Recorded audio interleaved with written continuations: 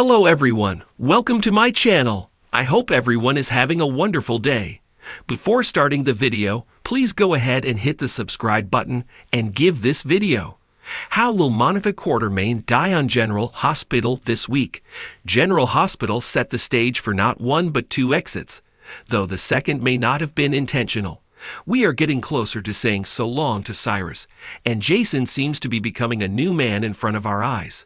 Plus, what to do about the most hated man in Port Charles, Drew. Related story. Soap preview for the week of January 20, 2025. A game-changing accusation, a scandalous seduction, and the twist we never saw coming.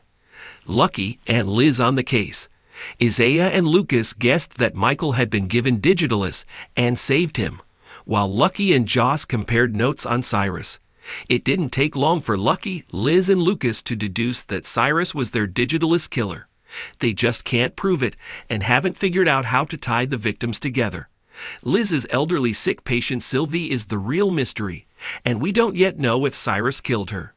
If you take her out of the equation, everyone else is somehow connected to Sunny, which could be what this is all about. Unfortunately, Joss and her big mouth, accusing Cyrus of killing Dex and demanding Anna arrest him, has tipped the baddie off that they may be onto him. Joss gives me a headache half the time she's on screen, but I loved Anna's way of informing her she probably just blew any chance at nailing Cyrus for this.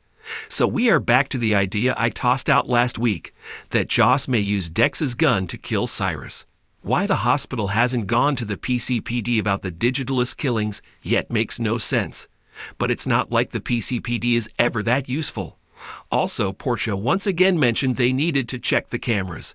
Yet again, there seemed to be no follow-through. Likely, though, they'll only see a disguised Cyrus and not get a good look at him. However, he wasn't in scrubs when he unhooked Lulu's machines. On the bright side, this should clear Liz and allow her to go back to work.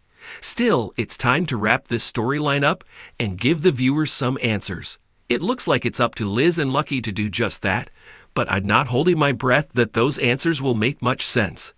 The sad tale of Willow. Within a week, many characters have gone from loathing Willow to feeling sorry for her, believing Drew, the evil and selfish mastermind, manipulated her. Basically, it has come down to, poor Willow. That girl can't think for herself and needs a man to tell her what to do.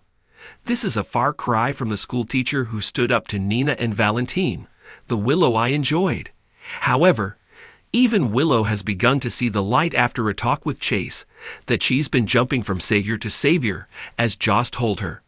Dare we hope she is turning a corner, realizing Drew has been guiding her, and she might break this pattern? If so, there may be a shot for her to get some of her self-respect and self-worth back. Calling Carly and Sunny, allowing them to see Michael, and discussing his treatment options together was a great first step in freeing Willow from Drew's mind control. Seeing them acting like adults rather than screaming at one another was nice. One of the most shocking things about this storyline, as noted by many viewers, is that Nina has been the one voice of reason in all of this. Now, if Nina would just listen to Ava and rip the Band-Aid off and tell Willow what her hero had been up to with her mother. By the end of the week, Michael had been woken up, and they decided to let him decide where he wished to go for treatment. It's obvious he will be sent to the clinic in Germany to explain his absence from the show. What to do about Drew? Many viewers have been hoping Drew will be Cyrus' next victim. Right now, the setup is perfect for a Who Tried to Kill Drew story. Nobody except for Willow seems to like the guy right now, and even she's starting to wise up a little. As Jordan pointed out to him, Drew's digging himself a bigger hole every day, and if he doesn't start mending fences, he's going to be alone. Even Tracy told Sunny, the Dawn of the East Coast, to take care of Drew accordingly. I don't see them killing the character off, again, but they have everything in place for an attempt on his life. Pretty much everyone in town hating Drew, someone inevitably shoots him. Drew ends up at General Hospital and is in critical condition but alive. That's when someone slips him Digitalis. However, the doctors, just like with Michael, save him. The clincher? Hoping to get away with it, someone used Cyrus' MO, believing that Drew would just be lumped in with the other killings and attempts. The second twist? The person who shot Drew is not the same one who injected him. I'd also make at least one of the would-be killers Willow. Hear me out. Realizing her pattern of needing to be saved, which started with Dawn of Day, and how she's destroyed her happy home and family, Willow snaps, begins to be haunted by Nell, something I suggested last week, and shoots Drew. However, she doesn't remember doing it because she was in a state of psychosis. She'll end up spending time in the mental hospital for a bit and come back as good as new. The second would be Killer heads to Pentonville. That one, well, they could be anyone in town. Take your pick. Preparing to say goodbye. The day after the news broke that Leslie Charleson had died, Monday's episode had Tracy lamenting to Stella how worried she was about Monica's health, and that she seemed to be slowly slipping away and losing that spark in her. Stella even advised Tracy might have to step up to guide the family as the new matriarch. The timing of the episode was very eerie. The show seemed to be laying the groundwork for Monica dying from a broken heart. The talk of Monica continued with Tracy blasting both Sonny and Carly for destroying her life by killing AJ and taking Michael from the family. Tracy was a powerhouse this week, yet it still sadly feels like the writers were beginning to figure out how to deal with Monica's situation, and that we haven't seen her since December 2023.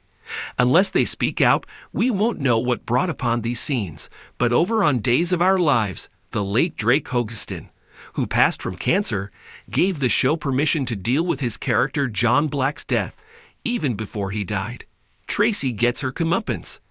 As much as I've enjoyed Tracy lately, one thing didn't sit right with me, nor a lot of viewers, and that was Tracy deciding to keep Wiley and Amelia from Willow. Tracy said she was doing it for Monica, but had no legal right to those children. So I can't say I wasn't happy to see the PCPD do their job for once, enforce the law and arrest Tracy. Well, Drew had Tracy arrested, but she didn't help herself by not complying and handing over the kids per Martin's court order. This is going to up the family battle between Tracy and Drew for sure. Now, where is that tape of Michael's showing what Drew and Willow did in the nursery? A new Jason? Jason has surprised me lately, and in a good way. First, he set aside his differences with Drew to move into the Quartermain mansion and keep Sam's kids together. Then he turned down Sonny's offer to take over his business, stating he had to consider Danny's safety above all else. Finally, he sided with Tracy regarding Willow's kids, refusing to take them out of Monica's house. Wow! Not only did Tracy tell him he made his father proud, but they hugged, and Jason does not hug. While the show has long said there was no hope of Jason getting his earlier memories back due to the part of his brain that was damaged in the accident, medicine has come a long way since then. I'd love to see even the slightest crack in his brain and just a few memories come through. When the time comes, it would be a nice way to honor and send off Monica if he could have some pre-Jason Morgan memories of her.